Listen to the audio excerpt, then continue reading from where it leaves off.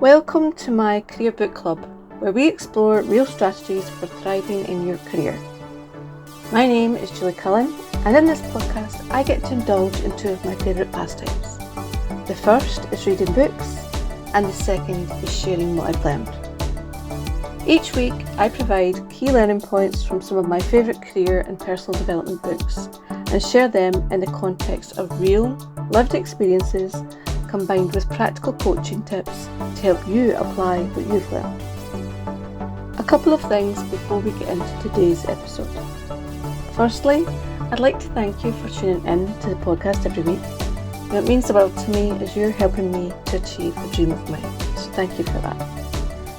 And secondly, if you enjoy these episodes, please hit the subscribe button and follow us on whichever app you're currently listening. It helps to build the visibility of this podcast on the platforms.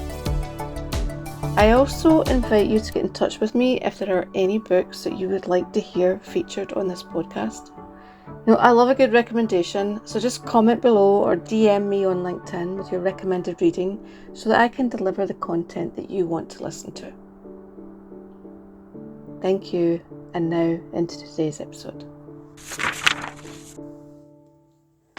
The book that we are reviewing this month in my Career Book Club is The Let Them Theory by Mel Robbins, who is an American speaker, author, and podcast host.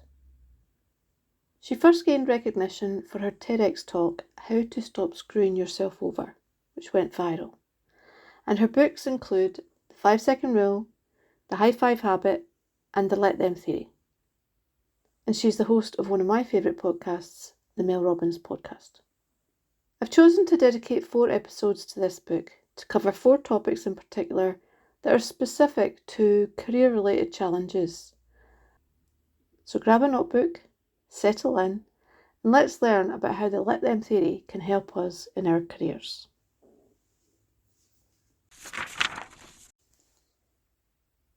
Do you allow other people's emotional reactions to influence your decisions? In this episode, we're going to explore how you can deal with someone else's emotional reactions. In the book, Mel makes reference to some work she had done with her therapist, who explained to her that very often adults will respond to situations almost like an 8-year-old child would. She goes on to explain that the reason behind this, the reason behind what she describes as someone's emotional immaturity, is often because as children, we are not taught how to deal effectively with our emotions. And so we carry those childlike responses into adulthood. So what I want you to do, I'm going to share some examples that she shared with us in the book. And when I'm doing this, I want you to think about who springs to your mind as you listen to these. Okay, who are people that exhibit these behaviours in your life? We'll start with the first one. A child reaction to certain situations is to run away from you. Just run away from the situation. The adult equivalent of that is avoiding confrontation. Another behaviour, childlike behaviour, is the sulk. The one that sulk or pouts in the corner of the room. An adult equivalent to that is to give you the silent treatment, to just not speak with you. And I know in a previous episode I shared a story where someone who I used to work with treated me in that way and gave me the silent treatment. The issue was not mine. The issue was theirs because they were unable to deal professionally with their emotional state. Another childlike behaviour is the tantrum thrower.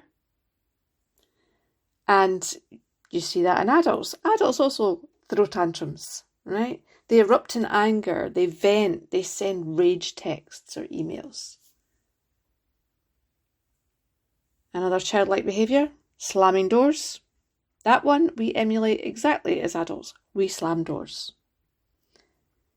And then there's lying. Children lie, adults lie. Another behaviour that we take into adulthood. It's important to understand emotions are normal. It's how a person deals with their emotions or doesn't deal with their emotions that can cause an issue. And in the workplace, that can be particularly challenging if you're on the receipt of someone else's emotions. Particularly if it's a close colleague or a boss, someone you have to work with, someone you report to. When they're in that situation where they can't handle their emotional responses, what do you do? And some ways in which it can show up in the workplace, it could be someone becoming angry or defensive when they feel they're being criticised. There can be this idea of someone trying to manipulate you. They put on the sad, pouty face when you ask them to do a task that they'd rather not. How do you react in that situation? Do you give in to that emotional behaviour in that person? Another example is showing frustration when something they're working on doesn't go the way they expected it to. Getting angry at a colleague or an employee. And then there's these people that just spread negativity around the whole team via their actions, their moods, their words. You know the one. As soon as they walk into the office, the energy just drains because you know or don't know how they're going to emotionally react. And so you're waiting on tenterhooks to find out. And so in these situations, sometimes the emotional impact can feel really highly charged. And as I mentioned, it can affect the culture and the mood in the whole office. In fact, I remember a company that I worked with where the whole culture of the corporation was one of aggression. And that came from the very top all the way down. That was how people were expected to behave. It can be very uncomfortable if that's not natural for you. And I remember, oh my word, it was the first job that I ever had since leaving school. So I was in my late teens. I was working in a tech company. I was in the office. And this normally very quiet office suddenly erupted as one of the managers started screaming at a team member. Right? It was right in the middle of the office. Everybody could hear it. It was a public space. It was really awful to watch. It was very uncomfortable to be in that room at that time. Everyone in the office all of a sudden became intensely focused on their computers because nobody wanted to look up for fear of being next in line. And unfortunately, emotional outbursts are only too common in many workplaces. And it's important to consider what you would want to do in that situation if you thought you were at risk of someone behaving in that way with you. And if you apply the let them, let me theory to that almost feels unnatural because it feels like it might be submissive. Because let them means that you let them have their emotional outburst. You let them have their rant and shout and bawl, which, while it feels uncomfortable, at the end of the day, they're the ones that look unprofessional. They're the ones that everyone sees as having that behaviour. And so in that situation, you're not the person that's in the wrong. You're not the aggressor. Let them have their moment. And then you have to think about, let me. What do you want to do about it afterwards? Because there's no point trying to do anything about it while they're in that emotional state. Because it often just then leads to both of you becoming very emotional and confrontational. So often it's best to just let them have that moment. And you don't react with emotion. You take a pause. You wait till it's over. You consider what is the best way to handle the situation.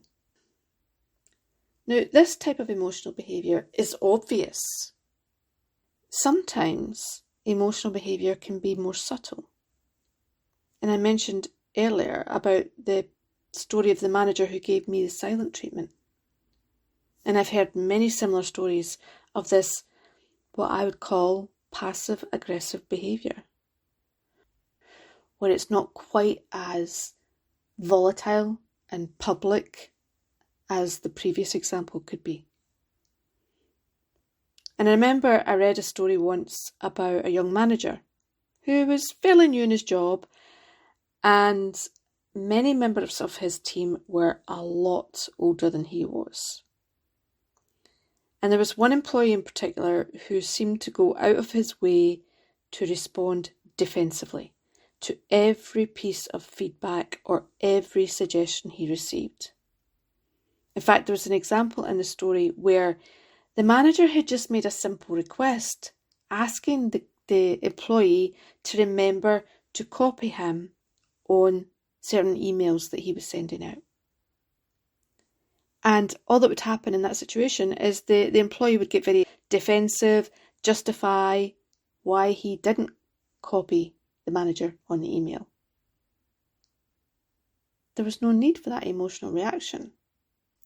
Unfortunately, this young manager became so down by this constant behaviour. It wasn't just one individual, it wasn't just that one situation, it was lots of little small things like that built up over time. And he eventually quit his job. He gave up the idea of becoming a manager because he felt that he couldn't deal with the problem. He couldn't deal with these people and their emotional reactions. He thought that was his problem. And he became really stressed about it and decided to quit. And it's such a shame that he had that experience, because as Mel points out in the book, it's never your job to manage another adult's emotions. So this young manager who was trying to avoid those emotional responses, and by doing so was not really doing his job as well as he should be. And instead of trying to deal with their emotional responses, let them have their emotional responses, let me set the rules. I'm the manager, and if I say I want copied on an email, that's just the rule. If you want to have a childlike response to that, then that's the other person's problem. And so it's about putting up that shield that's not allowing yourself to feel like you need to behave differently to avoid their emotional response. They're the one with the childlike behaviour, not you. Let them have their emotional outburst, or give you the silent treatment, or whatever it is they're doing. Don't make their unprofessionalism your problem to solve. Your responsibility is to see their behaviour for what it is and protect yourself from it. Thanks for listening to today's episode of the Career Book Club. If the episode resonated with you, please share it with a friend or colleague who you think needs to hear it. In the next episode, we're going to be starting a brand new book. So this is the final episode from the Let Them theory. If you've been inspired by any of these episodes, please remember there is a link to the book on Amazon in the show notes below. It is an affiliate link and it helps to fund the continuation of these podcast episodes. If you enjoyed this episode and want to hear more, make sure you don't miss the next one by subscribing to the podcast to follow me for more real strategies to create a career you love. And remember, if you have a book recommendation that you'd like to be featured on this podcast, please get in touch. My details will be in the show notes below. Bye for now.